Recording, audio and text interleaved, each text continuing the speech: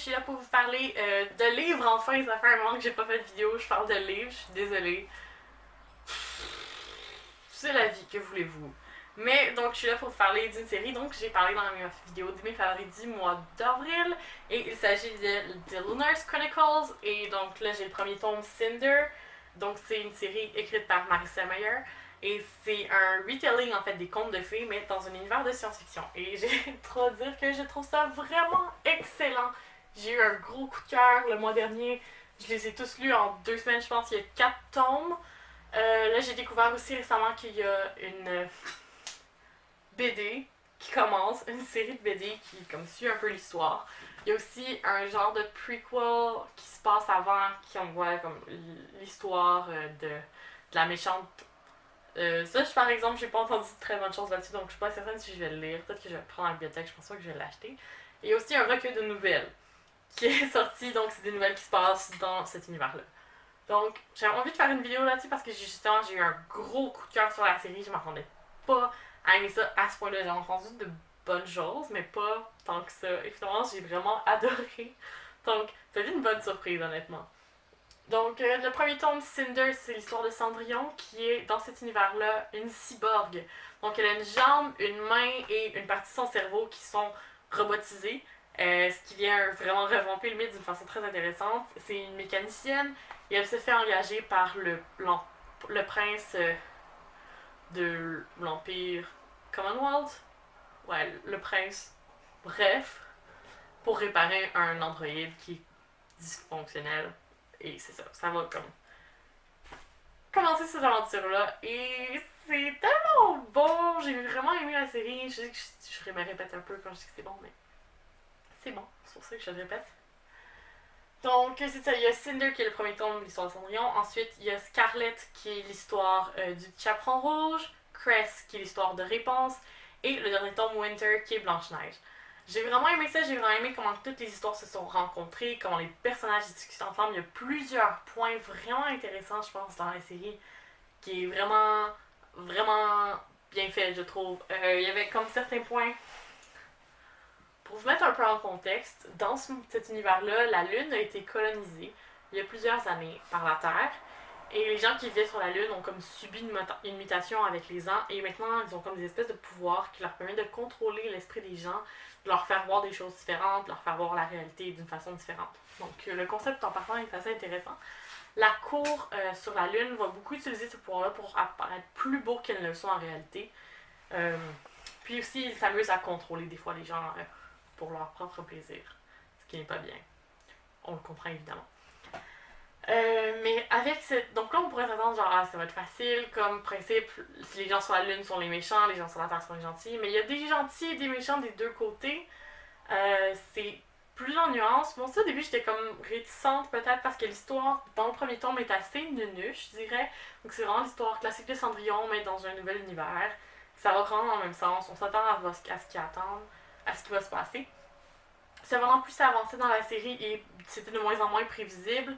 Les liens qui étaient faits avec les contes de fées originales étaient de plus en plus, des fois, plus subtils. D'autres fois, c'est vraiment comme mot pour mot la même chose pratiquement. Mais c'est ça, j'ai trouvé ça vraiment intéressant. Puis aussi l'histoire qui se complexifie au fur et à mesure que les tomes avancent. Donc je trouve ça vraiment intéressant la façon qu'elle s'était construite comme série. J'ai bien aimé ça. En plus, c'est seulement 4 tomes, donc ça se lit assez rapidement. Puis si vous êtes mordu comme moi, ben vous pouvez aller plus loin dans l'univers avec les autres livres qui ont été publiés. Je veux tellement... je ne sais pas c'est quoi le nom de la série BD. Wires and quelque chose. Ça a vraiment bon. Je veux vraiment, vraiment commencer ça. Oh, je pense que le deuxième tome sort comme en octobre. Ça va être bon. Et ça, donc, il y a des aspects que j'aime vraiment beaucoup, comme par exemple les Lunars, les gens qui vivent sur la Lune. Leur pouvoir, il y a des gens qui naissent sans le pouvoir.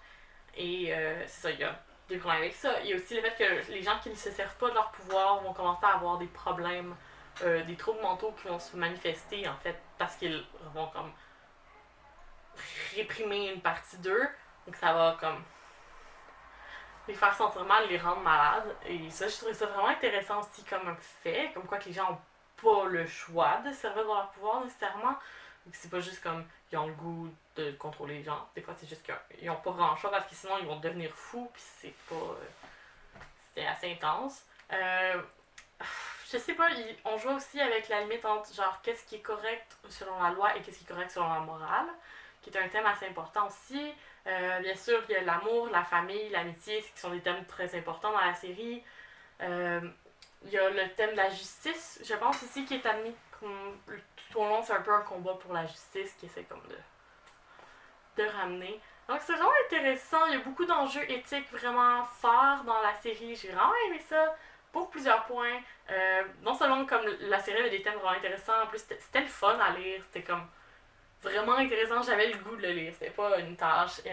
L'amitié, honnêtement, l'amitié là-dedans était tellement bonne, j'aime vraiment ça. Souvent, je trouve qu'il y a comme des personnages que à eux-mêmes, je les aime, mais comme en groupe, je sens pas vraiment de chimie, mais là, plus les personnages se rencontrent, leurs interactions étaient vraiment intéressantes. Il y en avait qui s'aimaient pas nécessairement. Il y en avait que tout de suite qui s'entendaient bien, il y en avait qui voulaient juste comme se donner des pics, peu importe. Donc c'était vraiment intéressant ce point de vue-là, où est-ce qu'il y avait vraiment comme une bonne chimie entre les personnages, j'ai vraiment adoré ça. La romance aussi était vraiment bonne, dans chaque livre il y avait une nouvelle romance qui était introduite. Et qui se continuait aussi d'une certaine façon, parce qu'on ne lâche pas les personnages à travers passé. Cinder est là du début à la fin, Scarlett aussi, bref. Donc c'est ça, il y a des nouveaux personnages qui sont introduits au fur et à mesure, mais on reste quand même avec les anciens, ce que j'ai beaucoup aimé, j'avais peur un peu de... Je m'étais attachée à un personnage, puis que, oups, on les voit plus, mais non, ils restent là, j'étais contente. Et j'ai aimé ça aussi, de voir la relation se développer entre les personnages. Mettons qu'au début, il y a Cinder avec le prince Kai, comme qu'est-ce qui leur arrive au début, puis ensuite comment est-ce qu'ils vont évoluer par rapport à ça, qu'est-ce qui va s'en suivre. Donc j'ai vraiment aimé ça. Il y a aussi l'utilisation d'un safe word que j'ai vraiment aimé. Donc dans une situation où il y a un des personnages qui peut contrôler l'esprit d'un autre personnage, ils se sont donné un mot de passe un peu.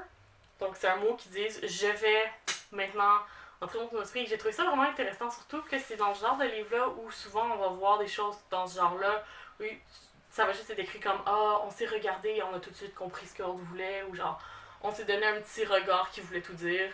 J'ai comme c'est beau, ok, je comprends que vous vous êtes compris, mais j'aime ça qu'il y a un accord verbal dans les choses. Et là, je trouvais que c'était vraiment fun que comme il est décidé, il est conclu ensemble que genre ce mot-là, ça voulait dire ça, puis c'était ça qui était important. Ça me fait un peu penser aux pratiques de BDSM où il y a toujours comme un mot de passe que tu dis quand tu veux que ça arrête. Donc, il y avait des petits liens minuscules, mais il y avait le lien là-dedans. J'étais quand même vraiment contente qu'il soit là. C'est un petit détail, mais je trouve que c'est un détail qui est vraiment important, surtout dans un livre qui est voulu pour un public qui est plus jeune, un public adolescent généralement. Donc, je trouve ça intéressant. C'est vraiment une bonne série. Je sais pas quoi vous dire de plus sans vous donner de spoilers. Mais honnêtement, j'espère que je vous ai donné des goûts de le lire parce que c'était vraiment bon et j'ai le goût d'en parler avec vous. Donc, ça, est-ce que vous l'avez déjà lu? Est-ce que ça vous tente de lire? Vous pouvez me dire ça dans les commentaires. Et sur ce, je vous dis merci et à la prochaine!